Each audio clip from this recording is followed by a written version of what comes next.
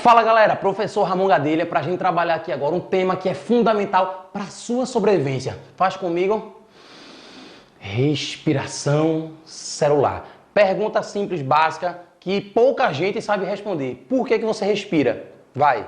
Já tem gente aí respondendo para viver. Eu sei que você tem alguns neurônios a mais. Responda direito. Para que a gente respira?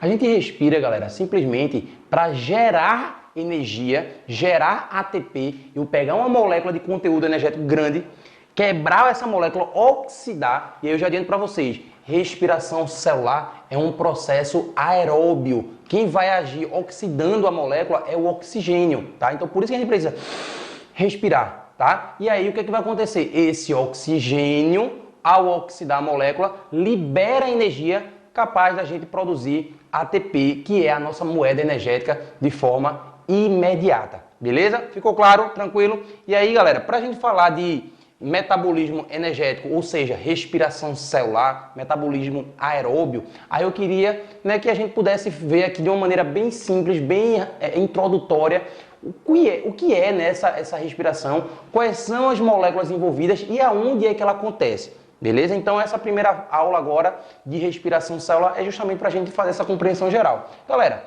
basicamente o que é que vai acontecer? Eu coloquei aqui, ó, glicose mais oxigênio. Então a glicose é a nossa molécula fonte de energia. Tá, Ramon, essa glicose vem de onde? Galera, a glicose, ela é um monossacarídeo, é uma moléculazinha simples, tá? É uma hexose, porque ela só tem 6 carbonos. E essa molécula, ela é oriunda da quebra de moléculas maiores. Eu pegar um carboidrato maior, por exemplo, um amido. Você comeu pão, por exemplo. O amido, o pão, ele é rico em amido. Quando você começa a mastigar na boca, tem uma enzima chamada de amilase salivar, também chamada de ptialina. E aí essa amilase quebra o amido e transforma em maltose. Maltose é um disacarídeo, então eu transformei um poli em um disacarídeo. Esse disacarídeo, a gente deglute, engole esse cara, e aí esse cara vai passar pelo esôfago, pelo estômago. Quando chega lá no intestino, vai ter uma enzima chamada de maltase, que vai quebrar esse disacarídeo em 2 moléculas. Que moléculas são essas? Glicose e glicose.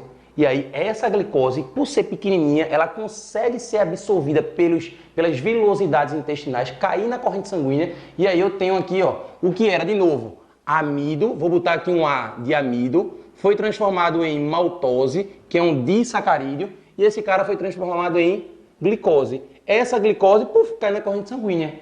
E aí, esse cara vai ser transportado na corrente sanguínea, tá aqui ó, glicose, ser transportado na corrente sanguínea.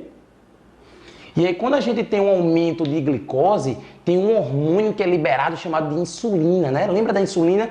E aí, essa insulina vai promover ou garantir a permeabilidade dessa glicose nas células. Se eu tenho uma célula, galera, isso aqui que a gente está aqui é uma célula, beleza? Então, essa parte em branca aqui, que por enquanto está em branca, ela seria o citoplasma celular, seria o citosol da célula, beleza? Então, quando a gente tem uma célula que está com baixa quantidade de energia, ou seja, ela precisa de recursos, de nutrientes para poder gerar ATP para ela, o que acontece? Por difusão, ou seja, de onde tem muita glicose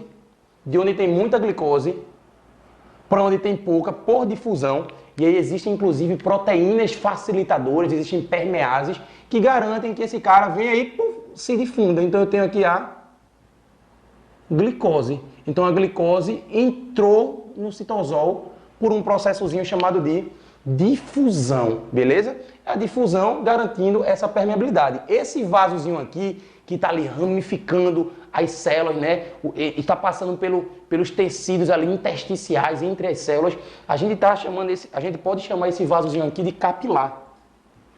Porque ele é um vaso bem simples, ele é formado por um epitéliozinho simples, tá? Chamado de endotélio, que facilita essas trocas. Nesse caso aqui eu estou falando de troca de nutriente, no caso de glicose, saindo de onde tem muito para onde tem pouco, beleza? Ok, ó, chegou aqui, glicose. E agora, Ramon? E agora que essa glicose precisa ser oxidada, quem é que vai entrar em ação? O oxigênio. E aí quando a gente quebra essa molécula, eu tiro a energia dela, essa energia vai ser liberada na forma de elétrons, todo excitado, e aí esses elétrons vão ser usados para a gente fabricar ATP a partir de ADP IP, ou seja, adenosina difosfato, eu tinha, ó, adenosina difosfato. Se eu jogar energia, porque não é uma reação espontânea, eu pego outro fosfato e, puf, criei agora o ATP. Aí eu tenho aqui a formação de ATP. Só que como eu quebrei a glicose, eu tinha aqui 6 carbonos, ó. Aqui eu vou ter 6 carbonos, só que são 6 carbonos simples. É como se eu tivesse aqui assim, ó, galera, vê. 1, 2, 3, 4, 5, 6. Isso seria a glicose. Tudo ligadozinho aqui, ó, entre elas, ó. Beleza? Ligação covalente, formando aqui a glicose. Aí o que é que o oxigênio permite, eu garanto? Essa quebra, ó. Quebrei, quebrei, quebrei, quebrei. Oxidei a molécula. O que é que foi liberado aqui nessa quebra? Elétrons. Elétrons como? Com muita ou pouca energia? Com muita energia.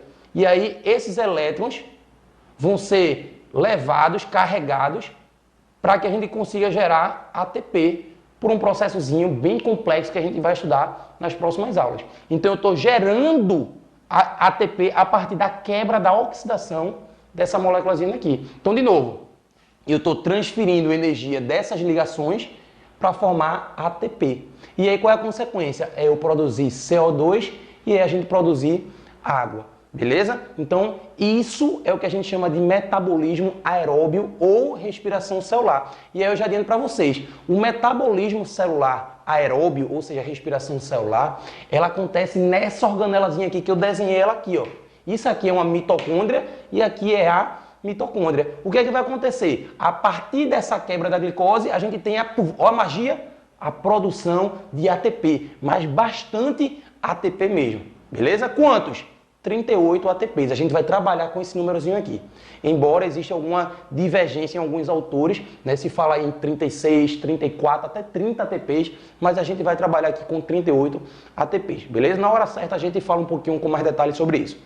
E aí a gente divide a respiração celular, como é um processo longo, em 3 etapazinhas. A primeira fase é a glicólise, tá? É a lise, quebra da glicose.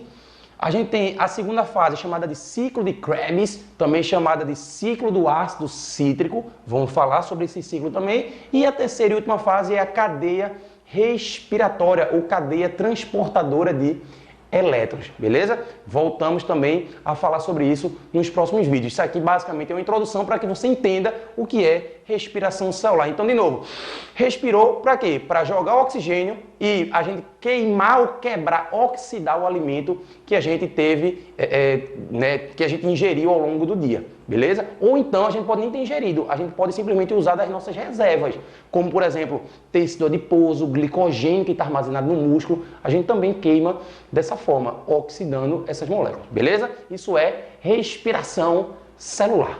E aí, curtiu essa aula? Então não se esquece de deixar o seu comentário, dar o seu joinha e não se esqueça também de ativar o sininho e se inscrever no nosso canal. Agora você já pode ir para a próxima aula.